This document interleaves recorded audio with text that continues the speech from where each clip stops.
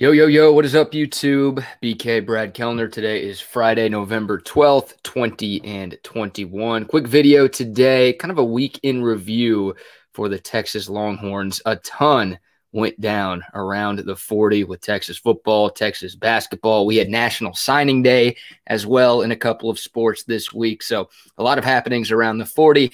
We'll talk about a few of those here on today's video. So much to get into, not enough time, but we'll hit some of the biggest stories today. If you're new to this channel, please like this video. Please subscribe to this channel. Tap that little notification bell as well so you're always informed whenever I release new content. First video this week. I've been a little slow. My apologies on that. Did a Texas basketball video with Fanatic Perspective, so definitely check that out. Make sure you subscribe to them over there if you're not already subbed. And also recorded a new episode of the 1-0 podcast with Joe Cook of Inside Texas. That dropped yesterday, so definitely check that out wherever you get your podcast. It's under the Everyone Gets a Trophy podcast umbrella. So search that, Everyone Gets a Trophy, wherever you get your podcast, Spotify, Apple, iTunes, whatever. Apple and iTunes are the same thing. SoundCloud, anywhere you can find that podcast. And we talked about the Bo Davis video. We talked some Texas basketball and talked a little bit about Texas football as well. Some of the big picture stuff surrounding this Texas football program. It's been another eventful week for Steve Sarkisian's program. Of course, the Bo Davis video went viral a couple of days ago. Everybody and their mother has talked about this thing. TMZ has reported on it a couple of times. This has become another big story from Texas football, and I absolutely love the video. Love the passion we saw from Bo Davis. Love that somebody in that locker room really cares about what's going on. I find it troubling that after Texas got its ass kicked by Iowa State and lost its fourth straight game, that guys are laughing on their phones, smiling, having a great time on the bus right after the game. Like that shouldn't happen. You should be pissed after a loss like that. And every Texas player that I've ever talked to who played in the 2000 to 2009 decade, right, the aughts, one of the best eras of Texas football ever. Like every Texas football player I talked to who played under Mac Brown said they hated losing, like they couldn't stand losing. And you hear it. It's kind of cliche at this point, right? It's not just a Texas thing. You hear that in sports all of the time. Like you need to hate losing more than you love winning. And it just doesn't seem like everybody in that locker room hates losing right now. It doesn't seem like everybody in that locker room is frustrated with what's going on. I made a video last week, and it got some brushback, but Steve Sarkisian made some comments before the Iowa State game basically saying that the people inside this locker room are more frustrated than any of you on the outside. And my point was, I don't know if that's the case. I'm not saying guys are quitting or not everybody cares. Those guys are trying hard. They're giving their blood, sweat, and tears and their time to try to turn things around and make things right. But some of these guys have only been here for a couple of months. Some of these guys have only been here for a couple of years.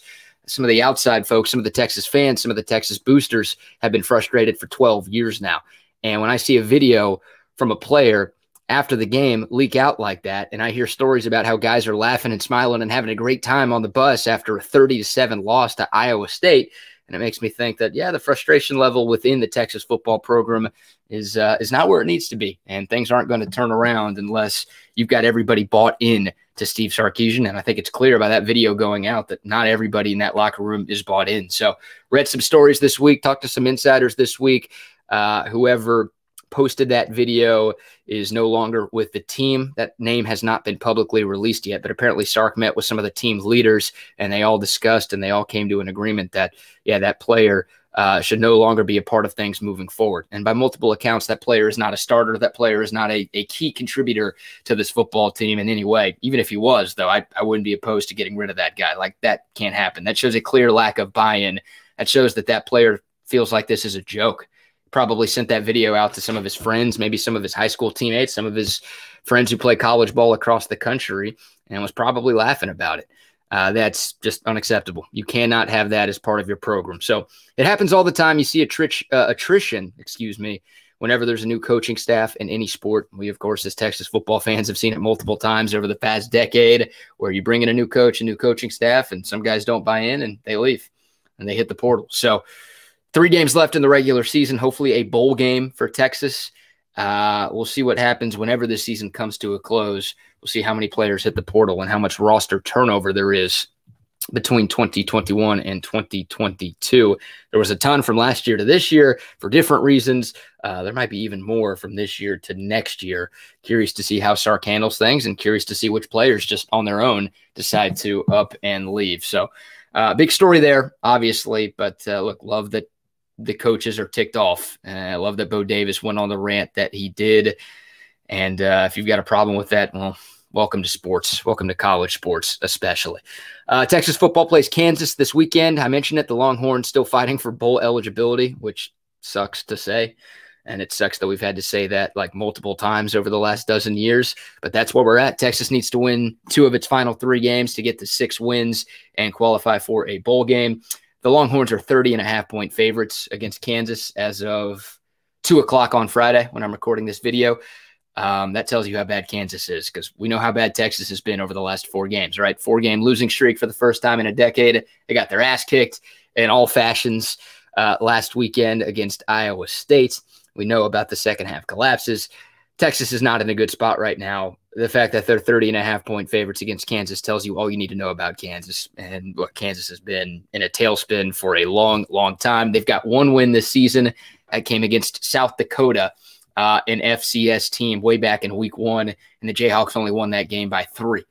You guys know I'm a Kansas fan. Also, I watch every Kansas football game. I'm not sure why I do that to myself. They're really bad. Like most people's only exposure to Kansas this year was the Oklahoma game, and they played well against Oklahoma, and Oklahoma really played like crap for the first 3 quarters of that one in Lawrence. But like 4th quarter Kansas against Oklahoma, that's the Kansas we've seen more often than not this year. And Kansas lost 55-3 to Oklahoma State. They got killed by Texas Tech. They got crushed by Iowa State. Like they're bad. They're really bad. And KU doesn't know who's playing quarterback in this game. Hell, Texas doesn't know who's playing quarterback in this game. Sark has not made an announcement on who his starter is going to be. And we're basically back to the offseason where Sark said that both guys are going to play. So I don't know who starts for Texas, whether it's Casey Thompson or Hudson Card, but according to Sark, both guys are going to get some action against the Jayhawks on Saturday night. Either of these guys can beat Kansas. Either of these guys should be able to kill Kansas. So this should be one of those games where both guys get the play, but you're not going to make your judgment on who this quarterback is like beyond this year from a game against Kansas. They're really bad. Both quarterbacks should look good. If not, if one guy looks good and the other guy looks terrible, well, you know who your starter is against West Virginia next weekend. If both guys look good, obviously we'll wait and see. Both guys should look good. If not, that is a serious problem because, once again, the Jayhawks are terrible. Offense, defense, and special teams. I like Lance Leipold. I think he's going to figure some things out and turn some things around, but that's a massive turnaround job in Lawrence. Not happening in year 1. Do I think Texas is going to cover the 30.5? I don't. I think Texas is going to win. I know the last 2 times UT played KU, the games were decided by 1 score. And the last time they met in Austin, Cameron Dicker needed like a long field goal to beat the Jayhawks at the buzzer in like a 51-48 or 49 type of game, something crazy like that.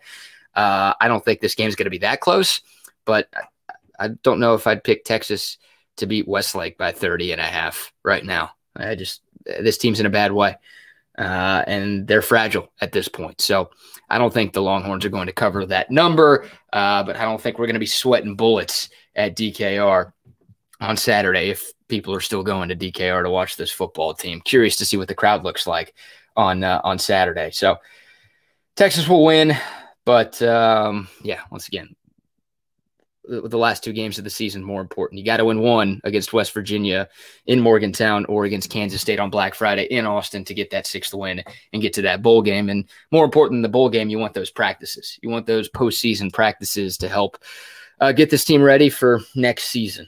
This team needs as much help as it could possibly get. So there's some Texas football talk. Quinn Ewers rumor starting to circulate. I've sent some text out today. You know, Ewers not in the portal yet. I think everybody knows his name. Highly touted freshman at Ohio State. Played his high school ball at South Lake Carroll in the state of Texas. Considered Texas for a long time, but ultimately reclassified and enrolled at Ohio State. Well, C.J. Stroud, the starting QB at Ohio State, has been great. So Ewers hasn't played this season. And Stroud still has a couple of years left of eligibility. So, and it's also a stacked quarterback room. Like there are 4 studs in that Ohio State QB room right now. No clear path for Quinn Ewers to play anytime soon. There's a belief that maybe he's going to hit the portal this offseason. Nothing official yet, but there's also a belief, and some Texas mods are talking about it, that Ewers would consider Texas once again. So Look, I don't think any Texas fan has been really pleased with the quarterback play this team has gotten this year, whether it's Casey or Hudson. And not all the quarterback's fault. O-line sucks. Receivers have been bad, especially since Whittington went out. Run game as of late has been inconsistent, but the QB play is not where it needs to be. It's not championship level quarterback play. So wouldn't be surprised at all if Sark looks to the portal to address that quarterback position this offseason. And well, if Quinn Ewers is there, maybe he's an option. So something to monitor. We'll have more on that in a future video. Some Texas basketball conversation, though, guys. The Longhorns dominant against Houston Baptist. Great start to the season. A clean performance, a blowout performance. They did everything that I wanted them to do against HBU earlier this week. A dominant win. They covered the 37.5-point line. If you're into that kind of thing, good teams win, great teams cover. You know what they say. That was the tune-up game. Now you've got the big test this weekend, tomorrow night against Gonzaga on the road at the Kennel, number 5 at number 1. The Zags have been the premier team in college basketball over the last few years. Yes, they play in the West Coast Conference. No, it's not nearly as good as any of the power leagues, but Gonzaga has been awesome. More wins than any program in the country over the last 5 years. They made it all the way to the national championship game before falling to Baylor. That was their first and only loss of the season. So Gonzaga was loaded last year, and they brought back a lot. They lost a lot, too, but they brought back some talent from last year's squad. Also, the number 1 recruit in the country in Chet Holmgren, who is projected to be the number 1 pick in next year's NBA draft by most people right now. So that team is loaded. And Mark Few is back. The Gonzaga head coach was suspended for the Zags' first game against Dixie State, which is not in the South, believe it or not. It's in Utah. He was suspended for a DUI that he got this offseason. And there were a lot of pictures. Like that DUI story went public, and Mark Few got suspended 1 game. Classic. If Gonzaga wasn't playing Texas this weekend, Few would have been suspended longer, but got to have the coach when a top 5 team's coming to town, of course. Cracks me up. Kansas's Jalen Wilson, a player, got a DUI, suspended 3 games. And if you want to argue that's not enough, that's fine. I'm not going to fight against that. You could argue he should have been suspended longer than that. But I love that the unpaid student athlete gets suspended for 3 games for the same crime that the highly paid professional adult coach did, and the coach gets suspended 1 game. Gotta love college sports, amateur athletics, right? Amazing.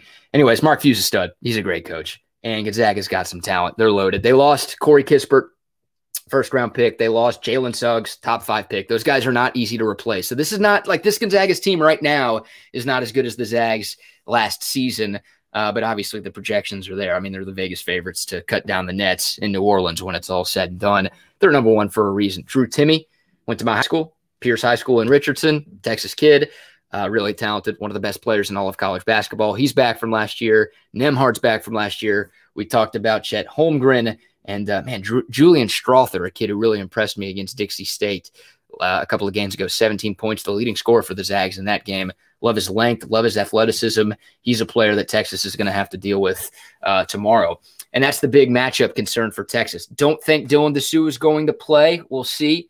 The Vanderbilt transfer, the leading rebounder in the SEC last year for the Doors. Would love to have him. He missed the game against HBU. Would love to have him on the low block just for some size and some rebounding help. Because on paper, that's the biggest differentiator between these two teams. The Zags have way more size and way more front court depth than Texas does. And Texas got, I think, out-rebounded against HBU. Like, that was the one. If you want to nitpick something that happened in that game on Tuesday, you can look at that. That is the concern on paper going into this matchup, just the lack of size and the lack of depth on the front court that Texas has. A little worried that Texas is going to get eaten alive on the glass tomorrow, especially if Dessou can't go. Don't put too much stock into this game, though. I've been preaching that for a long time. Of course, you want to win. If you win on the road in the Kennel against the number 1 team, yeah, get excited. Doesn't mean you're going to win the national championship, but it means that this team has some serious March potential. And all the Final Four conversations that a lot of optimistic Longhorn fans have had, well, they'll feel legit if Texas can get a win in Spokane tomorrow night. If Texas loses, don't worry. I would love Texas to put up a good fight. I would love this to be a close game. Even if the Longhorns lose, I'd feel good if Texas can play for 40 minutes with a team like Gonzaga. Even if the Longhorns get blown out tomorrow, don't close the book on this team. Don't give up on Chris Beard. Don't think that this team can't be a contender. The biggest question we all had about this squad was, well, how quickly will they gel? A bunch of new faces, guys who have never played together before, Gonzaga's got a bunch of returners from a team that played for a title last year. Texas has a million transfers and guys who have only played one official game with one another. So if it doesn't look great for all 40 minutes tomorrow, don't give up on this team. It's going to take some time for them to figure it out. If it does look great, it's going to be hard to temper expectations if the Longhorns can steal a win at #1 Gonzaga tomorrow. But I'm pumped, man. I tweeted this out earlier this week, and it got a lot of love on social media. This is the most excited I've been for a UT basketball game in a long time, long time, especially in the regular season. So I'm pumped. Should be fun. I wish I was going, but should be a hell of a game tomorrow. And if Texas can get the win, they'll vault into the top 3 in the rankings next week. And this is far and away the toughest non-conference game for Texas. Relatively light non-con schedule this season for the Longhorns. This is it. This is their big opportunity. National stage. It's 9:30, so I don't know how many people are watching it, plus college football is going on. It's on ESPN2. Texas fans will be watching it. Gonzaga fans will be watching it. Diehard college basketball fans, of course, will be watching it. I wish this was like on a weeknight and a little bit earlier instead of ESPN2 Saturday at 9:30. But it is what it is, man. I'll be locked in. I know most of you watching this video will probably be locked in too. So should be fun in the kennel tomorrow night. Love it. All right. I think that's going to do it for this video. Shout out Texas volleyball. Nice bounce back win. Bounce back sweep after dropping its first match of the year last week to Baylor. Texas volleyball at #2 in the country. And shout out to all of the signees, whether you signed to Texas or signed somewhere else. Congrats. That's awesome. National Signing Day earlier this week for the majority of NCAA sports. Really, really cool. Congratulations to all of you who put pen to paper and are getting to play sports at the next level. That's pretty damn cool. You're living my dream and a lot of people's dream. It's badass. Congrats to all of you and your families. All right, guys, that's going to do it for today's video. Once again, please like this video if you haven't yet. Subscribe to this channel. Tap the notification bell. And today's video sponsor, Last Stand Hats. This is a Last Stand hat. You see the discount code scrolling across the bottom of your screen. BK10. Type that in at checkout. You'll get 10% off your purchase of any Last Stand hats. Holidays coming up. Perfect holiday gift for the UT fan in your life. I think that's everything. All right, guys. Appreciate the love and support. Until next time, y'all stay safe. Y'all stay healthy. And hook 'em.